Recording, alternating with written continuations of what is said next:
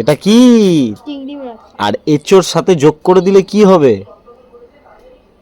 রেসিপিটা কি হবে? এঁচোড় চিংড়ি। হ্যাঁ, তো হ্যালো বন্ধুরা, চলে এলাম আজকে আবার একটা নতুন ব্লগ ভিডিও নিয়ে। আজকের ব্লগ ভিডিওটা কিন্তু খুব ইন্টারেস্টিং হতে চলেছে, ঠিক আছে? তো তোমরা দেখতে থাকো কিন্তু। আর দেখো থালা নিয়ে দাঁড়িয়ে আছে। কি এনেছি, কি মাছ ও দেখবে, আগে ঢালো। কিন্তু তোমাদের দেখাই, আজকে কিন্তু এঁচোড় হচ্ছে। দেখো আমাদের এঁচোড়গুলো দেখো, একদম কচি কচি এঁচোড়। কতগুলো এগুলো হচ্ছে আমাদের গাছের এঁচোড়, মানে আমাদের যে গাছটা আছে ওই সাইডে, তোমাদেরকে এর আগেও দেখিয়েছিলাম। ওই গাছটা থেকে এঁচোড় পেরেছি। আর এই এঁচোড়গুলো কোথায় হয়েছিল জানো? একবারে এই গোড়ার নিচে, মানে এর এখানে গোড়া একবারে মাটিতে ঠেকেছিল এই এঁচোড়গুলো। তো ওখান থেকে পেরে নিয়ে এসেছি। আর পেরেই দেখো কি এনেছি। দেখ, হ্যাঁ দেখ, কি মাছ বলছিলি না? দেখাচ্ছি ধর। আচ্ছা তুই বাইরে নিয়ে আয়, এই দেখ, নিয়ে আয় থালাটা, নিয়ে আয় পুরো থালাটা, নিয়ে আয় বাইরে, দেখাচ্ছি। দেখার ইচ্ছা তো, নিয়ে আয়, নিয়ে আয়, নিয়ে আয়। এখন শরীরটা ঠিক আছে? চাপ নাই তো? এই দেখ, এই দেখ, এই দেখ, ইয়ে দেখ, ইয়ে দেখ, কি মাছ?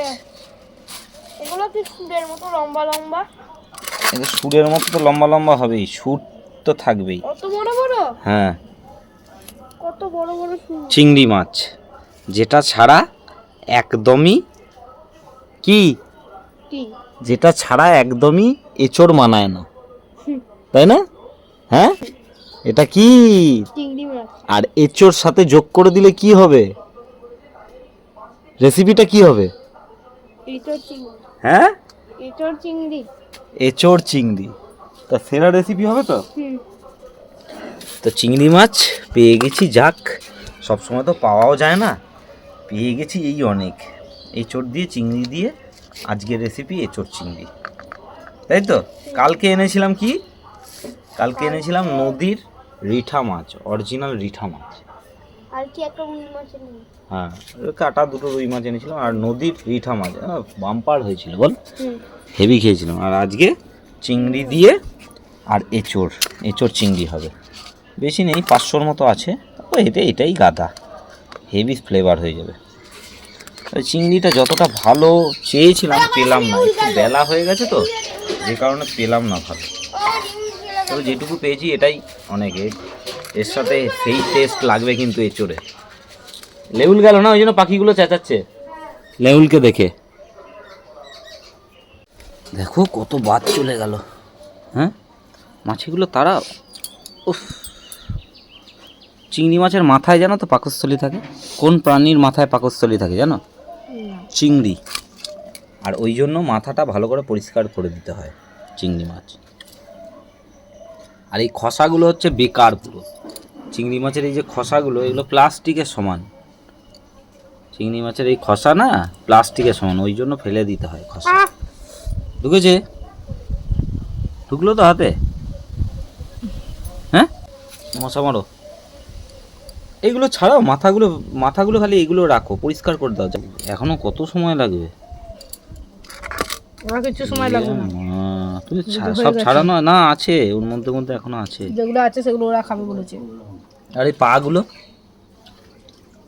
পাগুলো ছাড়লে না, দেখো মাথাটা বাচ্চা, মাথা আলাদা ওইভাবে ছাড়াও। কেমন লাগে বলো তো পায়ের ঠ্যাংগুলো রান্নার মধ্যে? বিচ্ছিরি লাগে না দেখতে? চিবিয়ে ফেলে দেবে। আমার খুব বাজে লাগে। এখান থেকে কি বেরোয় দেখেছো? দেখো ওই মালটাও খারাপ, ওই যে চিংড়ি মাছ। হ্যাঁ, এটাও খারাপ। শ্যাওলা নয়, পেটের নাড়ি ভুড়ি। হ্যাঁ, ওইটা ওইখান থেকে ওর পাকস্থলীতে যায়, বুঝলে? হ্যাঁ, না ছুটি নেই। মশার তো তাও ওডোমস মেখে বসেছি বলে তাই রিহাই। ওডোমস মেখেছে তো, কই কাজ হচ্ছে? কই ওডোমসের উপর দিয়েই তো খাচ্ছে। অ্যাকশন কেটে গেল। এত নাড়ানাড়ি করলেছে বাবা, ড্রেন ফের পরিষ্কার করলো না আরো। তা তাড়াতাড়ি করো, কখন রান্না করবে? তুমি মায়ের অপেক্ষায় আছো? না, কারোর অপেক্ষায় নেই। যদি চলে আসতো করতো, না করলে করতে হবে না। ছেলেরা মায়ের দেরি হবে আমার মনে হচ্ছে। তুমি বসিয়ে দাও তো সে চিংড়িটা। আমি কি করে বসাবো, আমি তো এখন বসাবো কি করে? তো তাড়াতাড়ি করো ঝপাঝপ করো, ধৌ। হ্যাঁ মুন, সব সাদা মাছিগুলো চলে গেছে তো। কি গো, এই নারকেল গাছে আমাদের এত সাদামাছি ছিল সে বলার আমার মতো না, এই এত গাছের সাদামাছি। এই গাছের পোকাগুলো যাচ্ছে না কেন বলো দেখিনি? ওই গাছে পোকা যাবে কি করে এত সাদামাছি পোকা ছিল যে নারকেল গাছগুলোকে সব, এই দেখো ওই যে ডাবের মতো যে ছোট ছোট ছোট ছোট মুচি ধরেছিল ওগুলোকে পর্যন্ত খেয়ে শুকিয়ে দিয়েছে। মানে কি ভয়ঙ্কর পোকা। ওই যে ওই গাছের নারকেলগুলো মানে সব চুঙে গেছে, নারকেলগুলো চুঙে চুঙা চুঙা চুঙা হয়ে গেছে, মানে বিচ্ছিরি অবস্থা। আর না হলে ওই গাছের নারকেল না এক একটা কাঁদিতে 26টা 27টা 28টা এমনকি প্রায় 40টা করেও নারকেল হয়েছে। কিন্তু দেখো অবস্থা, সব পাতাগুলোর অবস্থা দেখো, সব সাদামাছি ধরেছিল। এই শীতের পরে এই পোকাগুলো আসে, তোমাদেরকে দেখিয়েছিলাম এর আগে। তো এখন এই মুহূর্তে কালকে মারাত্মক ঝড় বৃষ্টি হয়েছে, আর মারাত্মক ঝড় বৃষ্টিতে এর তলায় যত সাদামাছি ছিল সব মেরে ধুয়ে পুঁছে সাফ করে দিয়েছে। এবার গাছগুলো একটু প্রাণ ফিরে পাবে, তাই না বলো? গাছগুলো এবার একটু প্রাণ ফিরে পাবে, এই বৃষ্টিটা পেয়েছে না। এবার গাছ নারকেল গাছগুলোতে ডাবগুলো ধরবে, দাঁড়াবে। কাঁচা হয়নি, পড়ে আছে। রোদেলি কেন? ডাকলো তো ও আচ্ছা আচ্ছা, ওকে ডাকলাম, একটু কাজ আছে, ক্যামেরাটা একটু ধরতে হবে। তো বন্ধুরা এখন রাত, মানে সন্ধ্যে থেকে আজকে, কালকেও বৃষ্টি হয়েছে প্রচণ্ড, আজকেও আবার বৃষ্টি। মানে এত বৃষ্টি, মানে শুধু বৃষ্টি না, মানে প্রচণ্ড পরিমাণে ঝড়, প্রচণ্ড পরিমাণে। এখনও দেখো, তোমাদেরকে দেখাচ্ছি, ওই দেখো গাছের পাতাগুলো দেখো কীরকমভাবে উলট পালট হচ্ছে। মানে এত পরিমাণে ঝড় হচ্ছে, মানে কল্পনা করার বাইরে। কালকেও হয়েছে, আবার আজকে, প্লাস তার সাথে আবার বাজও পড়েছে। কালকে তো প্রায় অনেকগুলো গাছ পড়ে গেছে, আবার আজকে দেখি আজকে কি হয়। এখনও পর্যন্ত নাম নেই, এখন প্রায় 10টা বাজতে যায়, দেখা যাক রাতে কি করে। অন্য বিষয় থেকেও আরো 3 জন টপার বের হয়, মানে মোট 6 জন ছাত্র। এর মানে দাঁড়ায় পুরো সেন্সেই এর 6টা টেকনিক্যাল টার্গেট হবে। একটুও শুয়েছিস?